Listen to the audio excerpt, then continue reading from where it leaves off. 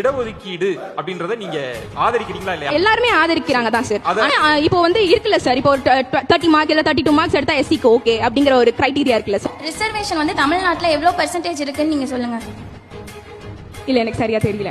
Reservation வந்து 69% தமிழ்நாட்டுல இருக்கு. பிசிக்கு 30% இருக்கு, எம்பிசிக்கு 20% இருக்கு, எஸ்சிக்கு 18% இருக்கு, எஸ்டிக்கு 1% இருக்கு. நீங்க என்ன சொல்றீங்கன்னா பிசில புவரா இருப்பாங்க, எஸ்சில ரிச்சா இருப்பாங்க. பட் பிசில இருக்கவங்களுக்கு கிடைக்காதது எஸ்சில கிடைக்குதுன்னு சொல்றீங்க. இப்போ உங்களுடைய கன்சர்ன் என்னன்னா, இப்ப பிசில வந்து ரொம்ப புவரா இருக்காங்க, ஆனா அவங்க வந்து எஸ்சில இருக்கிறவங்களோட விட அதிக மார்க் எடுத்திருக்காங்க. ஆனா எஸ்சில இருக்கவங்க ரிச்சா இருந்தாலும் ரிசர்வேஷனால உங்களுக்கு கிடைச்சிருது நீங்க நினைக்கிறீங்களா? அதான் நான் வந்துட்டு அதை வந்து ஏன் அவங்களுக்கு கொடுக்குறாங்க அப்படிங்கறது என்னோட இதோட கண்டிஷன் ரொம்ப வர்ஸ்டா போதே. அதான் என்ன வர்ஸ்டா போயிட்டு இருக்குன்னு கேக்குறேன். ஏன்னா எஸ்சிக்கு வந்து வர வர அதிகமாகிட்டே இருக்கு. புரியுதா? அவங்க பாவம்ல கம்பேர் பண்றப்போ ஜெனரல் கேட்டகரிலாம் யாரு பாவம்னு நினைக்கிறீங்க?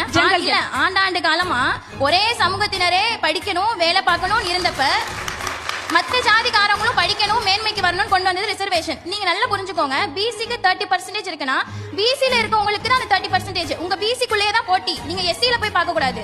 எஸ்சில 18% இருக்குன்னா எஸ்சில இருக்கவங்களுக்கு தான் போட்டி. நீங்க வந்து எஸ்சிக்கும் பிசிக்கும் ஏன் கம்பேரிசன் பண்ணிட்டு இருக்கீங்க? ஆக்சுவலா ஒரு நல்ல டிபேட் இது. வந்து நான் எதிர்பார்க்கல, அன்எக்ஸ்பெக்டடா இவ்வளவு தூரம் காத்திரமாக இளைஞர்கள் பேசுறாங்கன்றது இந்த நிகழ்ச்சிக்கு ரொம்ப பெருமை. எல்லாரையுமே நான் பாராட்டுறேன். ரொம்ப சந்தோஷம்.